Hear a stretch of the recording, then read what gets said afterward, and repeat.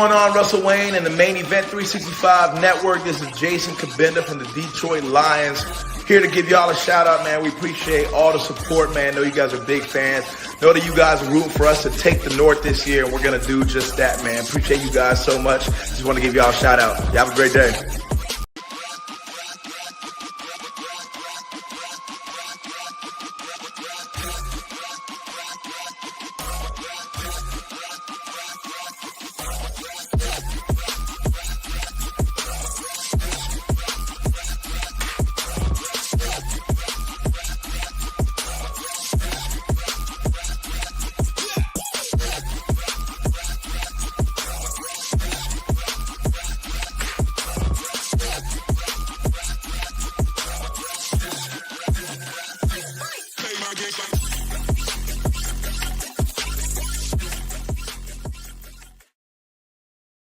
It's the Main Event 365. Welcome, everyone. I'm your host, Mike, along with the West Coast Statmaster, Greg Rice, and the producer, Maestro, Mr. Russell Wayne. It's a special Monday edition of the Main Event, which we come to you every Monday at 6:30. But it's special because Aaron Rodgers is not in our division anymore. Folks, it's Detroit Lions football talk.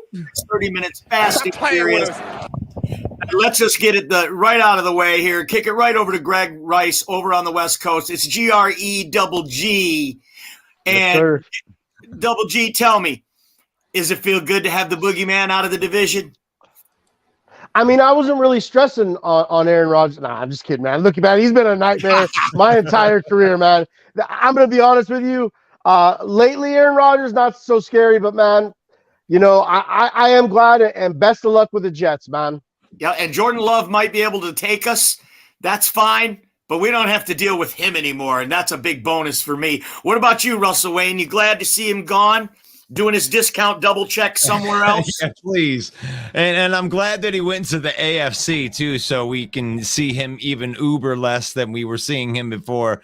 And if you're a Lions fan and you're out there and you're like, oh, he was getting too old, it's Aaron Rodgers. And this guy just put an MVP season together a couple years back. So yes, I am happy to get him out of the NFC North. Yeah, there's no such thing as a 4-time MVP that's not an all-time great. Okay. True. So he's an all-time great, whether you like it or not, whether you agree with it or not. He's a 4-time MVP, and we don't have to play with him anymore. Okay. So that's a good thing. Jordan Love may be the next Aaron Rodgers. We will see. But for now, I'm going to take the W that he's gone. Let's take a look at this trade real quick. Green Bay swaps picks with the Jets at 13-15 in this year's draft. So Green Bay will be picking at 13. They move up a couple spots, and that might seem trivial to some, but we know, right, that this has value, right? We see it every year in the draft, what other teams give up to just move up a couple of spots. So that actually has value. Green Bay also gets this year's second-round pick, number 42, one of two that New York has. I love that New York was able to keep the other second-round pick for their club. They also get a sixth-rounder in this year's draft, number 207. And then the real interesting part of this trade is 2024. It's a second-round pick. Unless Aaron Rodgers plays 65% of the offensive snaps, then it becomes a first rounder. So, Greg Rice, I want to call on you first. What kind of assess the haul that Green Bay got for a 4-time MVP Hall of Famer? Well, in all honesty, Mike, I think Green Bay made out pretty well. I like the stipulation on the second trade for next year. Instead of it being based on winning a playoff game or any sort of stipulation dependent upon wins, it's based upon snap count. So Green Bay kind of really won there. That being said, we'll have to see how high that or how good that first round pick is. Never know. It could end up like a Matt Stafford pick like we had for our first year. Right. Russ Wayne, what do you think? How did Green Bay do on the haul for a future Hall of Famer? I honestly thought that it worked out good, and the contingency plan with him playing 65% of the snaps, I think that's a good thing for both sides. It kind of keeps both sides in check. And I didn't think it was going to get done before the draft. I'm going to eat my crow. I'll go ahead and eat my crow. I put a video out saying that it wouldn't get done until June 1st because I just thought that the money worked out better then. It wasn't like It wasn't even a trolling thing. I just thought that it was going to get done later, but they pushed for it. They got this thing done. Kudos to both sides for putting it together. I think they both made out. Right. Just a couple of days before the draft, they get it done. And let's face it, Green Bay, they do pay more, right? They get a bigger dead cap hit now off this contract. Isn't that right, Greg? Yeah, so I was going over the contract details. I didn't have time to write them down, you guys. Sorry, I was just getting some things together. But they are paying a lot more money, or a good chunk more money for trading him pre June 1st. But they actually are making out with not having to pay quite a bit of that in the long run. And like I said, it really kind of works out for Green Bay in terms of if Jordan Love doesn't work out this year, and say they want to get a veteran next year instead of drafting one. Because I'm going to be honest with you, I just think Green Bay still wins too many games to be in the Caleb Williams or Derek May sweepstakes. They can go out there and get a savvy vet now. They get a little bit more money to play with. Right, and that next year's pick could be a first rounder. The Jets, obviously, with such a great defense, and now Aaron Rodgers and all those offensive weapons, they could be contenders for sure for a Super Bowl. So that pick is probably not going to be in the first half of the draft next year if all things play out the way they should. Of course, Aaron Rodgers gets hurt, all bets are off. He is 108 years old. I think Green Bay could have got more. I really do for the money that they were going to. I think they could have got more for him. But that's been the debate all along, hasn't it? How much is Aaron Rodgers worth? And we want to thank everyone for watching today in the Detroit Lions news group. Isn't that right? Detroit Lions news. No, this is the page. This is the official Detroit Lions news page. Oh, we're broadcasting into the page. Yeah, right into the page. 52,000. So feel free to put your comments in. Say hello. Main Event Mike, Russell Wayne, and Greg Rice talking Lions football for the next 30 minutes. Put your comments in. I see we got a couple already, Russ. And what are they saying already? Oh, they're saying what's up. Mike the Bear fan says what's up. Timothy Cobb says I'm glad that he's out of our division. Or he says he thinks Aaron is glad he's out of our division after losing the last three, and Aiden Hutchinson and Kirby Joseph owning him. They might be right there. Oh yeah, I misread that. Yeah. I think Aaron's glad that he's out of this division too. So you guys think Green Bay did all right in the trade? I mean, they swap picks. They get the 42, number 207, and a possible first rounder next year. To me, it's like kissing your sister. This trade feels okay on both sides, right? Neither side really got took. Neither side really got took on this one. Here's what the Jets get. They get this year's 15 instead of 13, and they get a fifth rounder, which is number 190 in this draft, to kind of mitigate what they gave away. But, they also get number 12. But guess what? He won't be number 12 because Joe Namath is the New York Jets number 12. The rumor is, Adam Schefter reporting that Aaron Rodgers will wear number 8.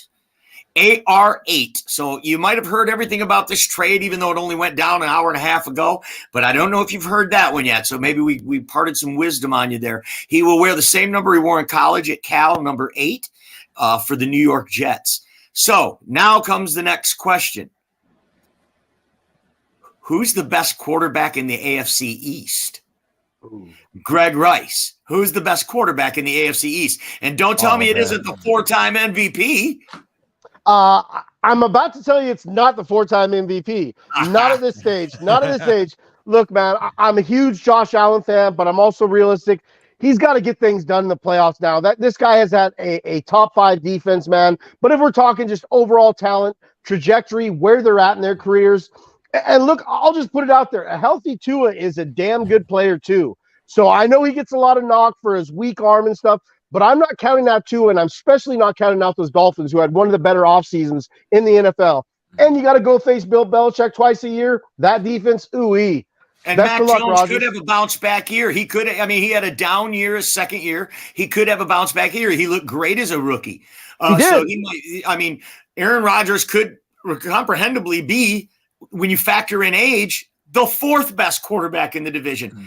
He was the best quarterback in the division. He's leaving, and now possibly near the bottom of the pack, which I think is really interesting. But I still got to give the nod to Aaron Rodgers. I mean, if I got to play one game this season, who do you want as your quarterback? I'll take Aaron Rodgers over those guys. I mean, but I hear you. Tua is pretty good considering he's got blood coming out of his ears. He's playing pretty good. So hold on, guys. Hold on. Okay. Jameson Williams says he's given 2-1 odds the Lions win the division this year. I love it. Okay. All right. Stop playing with us. Let's talk. The last game Aaron Rodgers ever played in Week 18. Wasn't Week 18 an interesting week in NFL history? Let's talk about that for a minute. Lions beat the Packers in the Lambeau litter box. They pick off Aaron Rodgers. They let him. They only scored 9 points. That was his final game. Russell Wayne, what are your thoughts on the final game for Aaron Rodgers in a Packer uniform? You like that? You like that? You like that? You like that? You Yes. like that? Yes. Yes.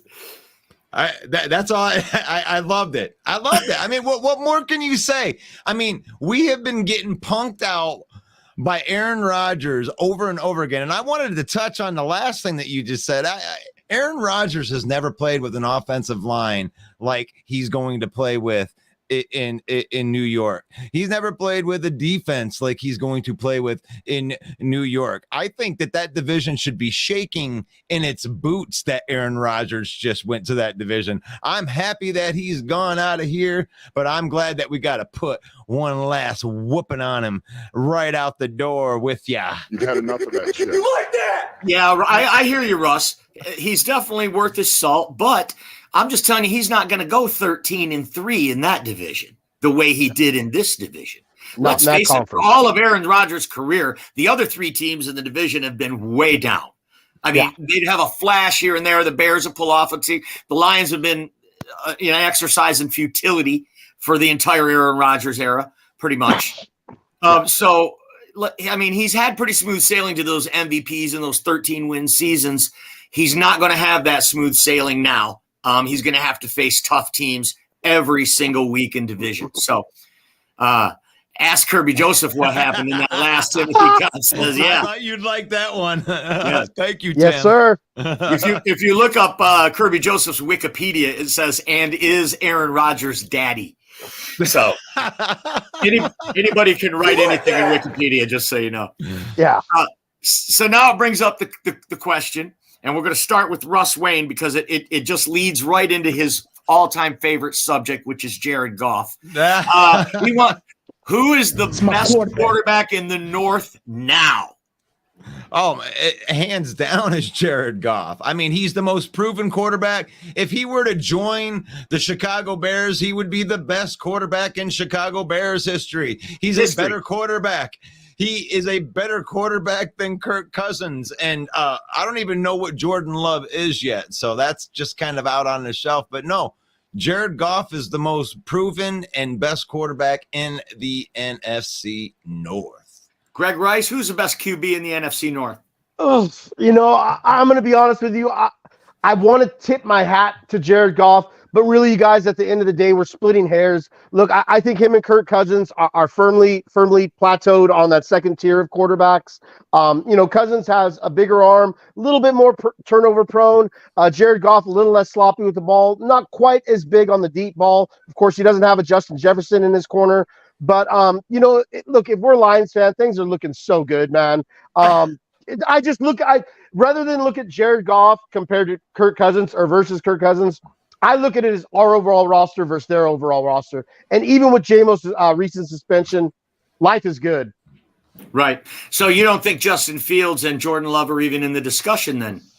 I'll be the first to say it. I am not sleeping on Jordan Love. I think under Matt LaFleur's system, coming from that Titans predate as well as just that Shanahan-McVay coaching tree, I think we're going to see a lot more of a conservative offense ran through LaFleur, a lot more ground and pound, a lot more kind of direct plays.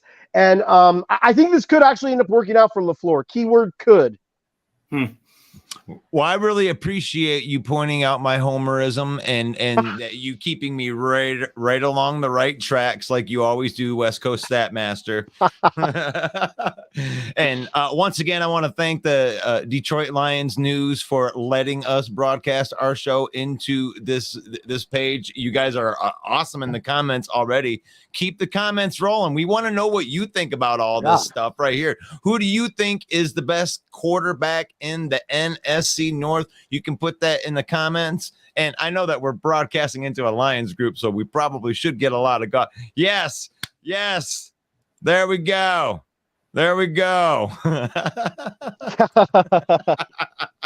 Goff a stiff. All right. Yeah. Okay. I don't know. Is that appropriate in this group right here? I don't know. I don't know if Jared Goff is the best quarterback in the North, because him and Kirk Cousins have always seemed like the same guy to me. Like Greg said, they're planted right there next to each other in the second tier of quarterbacks in this league.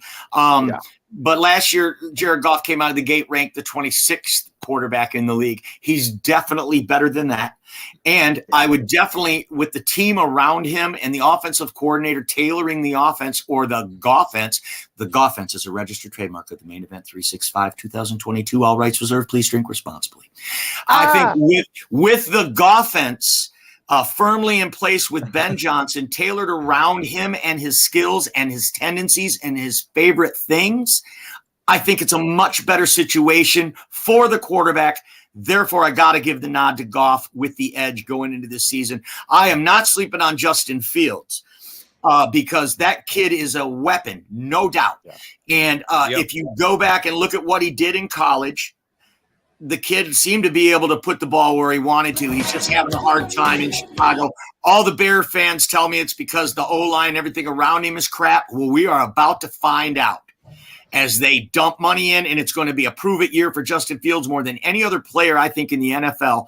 Because if he struggles like he did the last 2 years, it's really going to be interesting to see if the Bears will pick up the fifth-year option on him. So I think he will be better, because he's got to be better. And if Justin Fields is better than he was last year, I think he's definitely in the conversation to be the best quarterback in this division. Jordan Love? Who knows? We don't know yet. But we do know the Packers are ready to ship Aaron Rodgers out of here and couldn't get him out fast enough. They even paid more money by not waiting until after June 1st to do so. Therefore, they must know something. And this Jordan Love kid might be the X factor that blows it up. I know all the cheeseheads think that, but they always think it revolves around them. Here's the most interesting thing. Here's the most interesting thing, in my opinion, about the Aaron Rodgers trade, and then we can put it to bed, folks. We don't need to talk about Aaron Rodgers anymore. We've made so much time in the last few years just talking about this guy, just the way he wants it. So one last thing I'd like to talk about it. As of today, after the trade was announced, the Jets moved to 14-1 odds to win the Super Bowl. Green Bay moved back to 50-1 for Green Bay to win the Super Bowl. They went from like 20-1 to 50-1 now that they got rid of Aaron Rodgers. So to me, that says a lot. Do you read anything into that, Greg Rice? Absolutely. And look, man, as much as we bash the Green Bay Packers, you know, that cheesehead green and yellow thing. Look, man, most modest or most non-biased cheeseheads are willing to tell you that this year is all about seeing what Jordan Love has. They're just trying to compete and see what Jordan Love has. Maybe at most, maybe some of the most extremist ones, trying to grab a wild card spot. And, you know, I tend to agree. This year is all about that. And look, as Lions fans, we've been there so many times, you guys, where we're just trying to gauge where we're at, partly retool. And you know, best of luck with that. I think this is the most interesting draft season we've ever had in my lifetime that I can remember. Russ Wayne, I wanted to ask you the same question I just asked Greg, though. The Packers moving to 50-1 from 20-1, that's huge. What do you read anything into that? Does Vegas know that the Packers are going to take a step down? No, like so I will answer that question by asking a question. And doesn't it seem odd to you that that Vegas seems to be able to pick the wins and losses of these teams within a half a game, and they're able to get these yards within, five. It's unbelievable. It's unbelievable how close that they can get and how much information that they get. So if they're moving it from 20-1 to 50-1, they are expecting a major drop off in production from Aaron Rodgers to Jordan Love. So, but that why don't Packers feel that way? Why don't Packer fans feel that way? What? Hey, all I can say is put your money where your mouth is. That's pretty good odds. So go get your life savings and go put it on there and see how confident you are. Right. All right. So now all eyes are on the draft, just a few days away. And I'd like to remind everyone, go on over to our Facebook page and follow our page. It's the Main Event 365. You can head over to our YouTube channel at Main Event 365 on YouTube and like and subscribe to our content, because that's the fuel that keeps the engine going. And this is a big time of year every year for Detroit Lions fans. The NFL draft becomes like our Super Bowl, it seems like, at sometimes. This year with the Lions picking twice at number 6 and number 18 in the first round, and the team on the precipice of winning this division in this coming season. They got everything lined up to do it. It's theirs to lose. This draft becomes even more important. And now with this drama with Green Bay now picking at 13, trying to retool their team, you got the Bears rebuilding, trading the number 1 overall pick. There's so much intrigue going into it this year. I want to ask you guys, and I want to ask all of you out there, what do you expect to happen in the draft? I want you to give me a bold prediction, okay? Make it something that you think might happen. It hasn't been announced yet. Greg Rice, give me a bold prediction for the 2023 draft. I think it's going to be a draft like no other. Yeah, absolutely. Are we talking in general or just our Lions focused? No, in general. Give me anything that you think about this draft that might happen. Make it absurd. Make it absurd. Well, let's start with this. I'll put it to you like this: with Texans, kudos to that franchise. They have been struggling for years. It seems like they're starting to really finally kind of get things together. I love the smoke screen that they made. No one really knows what they're doing it to. I will say this, you guys. I think if they take Will Anderson at 2, that our Lions could be looking possibly to trade up from 3 and then trade back from 18. The report surfaced today. Yeah, with Brad Holmes. I think they move up from 6 to a position earlier. If, say, they wanted Jalen Carter, they don't want to take that chance of him getting plucked by another team, say a Seattle or something. As far as what else could happen in here, I really do see the Titans and Raiders, as well as the Buccaneers, maybe even the Vikings, as teams that could move up from that spot to possibly get their quarterback. A couple of those teams are in the top 10 or close to the top 10. Now, for the Vikings, this would be a massive jump, but the reports are out there. And look, let's be real here. It looks like Curtin Squirt's done there in Minnesota after this year. So, Russell Wayne, give me an absurd prediction, something you feel in your gut might happen in the draft. Let's make it quick because we got a couple things to get to before we go. Yeah, well, actually, he kind of took mine right there, but I did see a report of Houston. I don't know if you hit this while I was daydreaming here, but Tyree Wilson going to the Houston Texans. Did you guys hit that at all? No. Okay, I've seen that though. So there were some reports out that that they're kind of in love, that their whole their front office is kind of in love with Tyree Wilson as the number 1 pass rusher, and that they might actually consider taking him at the number 2 overall pick. So that would be pretty shocking to me. Well, they also picked number 12, and I'm sure one of those 5 quarterbacks is going to be there at 12, right? I mean, it would be shocking if all 5 are gone by 12. And if so, then, maybe the Titans are left holding the bag on that gamble. But it seems like a pretty good gamble to me. And it makes sense, too, that, Tyree Wilson playing at Texas Tech there in West Texas. Yes, good point. Houston, they probably seen him every night when they went home and turned on the game, right? And they see it on the highlights on the news. He's a well-known name in that region. So it would also please the fan base. A lot of Texas Tech fans going to Houston home games, I promise you. So Maybe that sells some tickets, sells some jerseys, and that's a financial decision that the Texans need to consider as well. But sure. I do think there's more than where there's smoke, there's fire, and there's more to it. DeMeco Ryans being a defensive coach, and the reports are that Carolina is going to take Bryce Young, and that was the quarterback that Dennis Casario, Nick Casario, the GM for the Texans, really liked Bryce Young. And now with the Panthers really leaking it out there that they're going to take Bryce Young, that might really change the strategy. There might be really something to this. It sure is going to be interesting.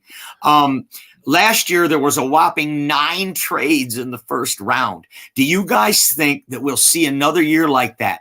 We're setting the over-under, Greg Rice, at 7 trades in the first round. Do you think it goes over or under in 2023? I'll take the over personally. I just there's so much moving pieces in the NFL right now, especially in the NFC where you're looking at the conference. You have your top 3 pretty much set, but like I said, I've liked the Falcons offseason. I could see them potentially making some moves either up or down to acquire more talent. Seahawks as well. Schneider out there is not afraid to get gutsy in the draft. I could see definitely take the over. Right. Russell Wayne? Over or under 7 games or 7 trades in the first round? See, you messed me over because you said it when we were talking off the camera at 8, and then I was very comfortable taking the under, and you just did a Vegas to me, and you made it really, really hard at 7. But I'm gonna have to take the under. I think last year was kind of crazy, and I'm gonna take the under. I think it might be a little less dramatic at the top of this draft than I think people are gonna do. I'm going there. I'm also going to take the under because I think the quarterback hype every year. Yeah. Every year there's quarterback hype. We're going to see a quarterback or even 2 slide. I flip-flop more than a fish on the dock on this one. But you do, man. But we are up against it. This is a weird thing because we've never really done this before because we are broadcasting live into the Detroit Lion News. We actually have to sign off of this show to go to our other show. So everybody that's watching here, we are still going to be broadcasting into the main events page. So if you want to move on over to the NFC North open mic, we're going to invite some Packer fans. We're going to invite some Bear fans and some Viking fans on, and maybe even talk a little smack. How do you guys feel about that? That's NFC North open mic night every Monday at 7 p.m. Eastern time. And don't forget Thursday, April 27th at 7 p.m. Eastern time, we will be going live from the Lions Den with the 2023 NFL Draft Special that the main event's doing. Be sure to tune in for that. But for Russell Wayne and Greg Rice, I'm Main Event Mike saying God bless each and every one of you. Peace out.